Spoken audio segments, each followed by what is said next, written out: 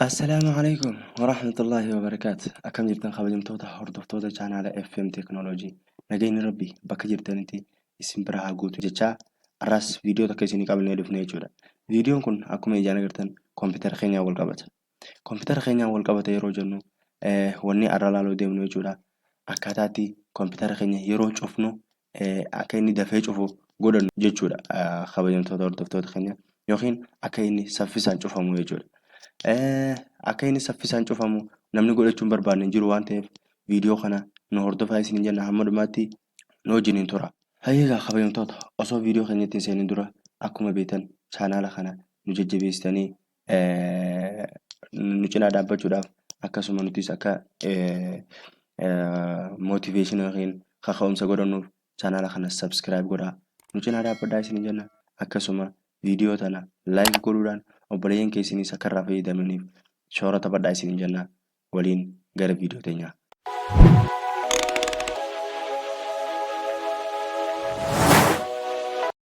Hayyeegaa kabajamtoota hordoftoota keenya walitti deebinee dhufne akkuma beektan gaa namni kompiitara isaa dafee cufamee fi dafee banamee fi saffisaan dalaguuf hin barbaanne hin jiru.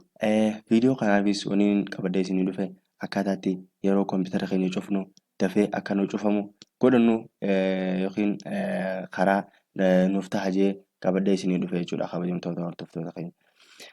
Kana godhuudhaaf akkuma beektan kompiitara keenya wanni saffisa isaa xiqqeessee biizii godhee kompiitara keenya hiraarsu appilikeeshinoota yookiin sooftiweeroota jechuudha.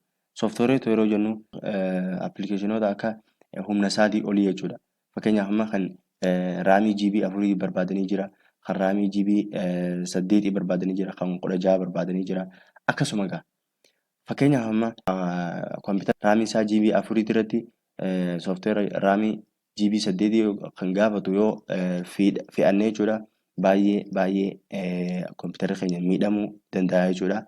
Akkasuma dalaguun isaa akka tokko biizii ta'a yookiin cufamus dafeen cufamu banamus dafeen banamu yeroo dalagaa dalaguus si qaqqabaa jechuudha kabajamtoota hordoftoota keenya. Nutis viidiyoo kana wanni isinii qabannee dhufneef akkaataatti kompiitara keenya yeroo cufnu saffisaan akka nu cufamu akkamitti godhachuu dandeenya kan jedhu mala tokko isinii qabadhee dhufe jechuudha. Malli kunis gaa appilikeeshinoota yookiin sooftiweeroota yeroo kompiitara keenya bannu start app yookiin akkaataa akka isaan hin dalagne yoo nuti banannee itti dalaguu barbaanne malee akka inni baagiraawundii irratti run hin goone jechuudha kabajamtoota hordoftoota keenya. Kana godhuudhaaf gaa asumaan bakka sarchii tana kilik gootanii maal barreessina taask maanaajer kajoo barreessina. Erga barreessine booda akkuma agartan gubbaarra nuuf fidee jira jechuudha appilikeeshina yookiin sooftiweera. Hayyee isuma kana irratti kilik goona.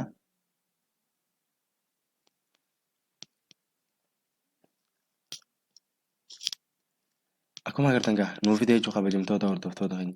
Kuni performaansii appilikeeshinootaatii fi sooftiweeroota kompiitara keenya keessa jiraniiti.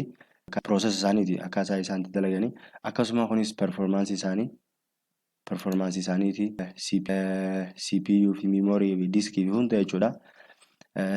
Nuti kan deemnuuf jechuudha app kajoo kana jechuudha kabajamtoota hordoftoota keenya.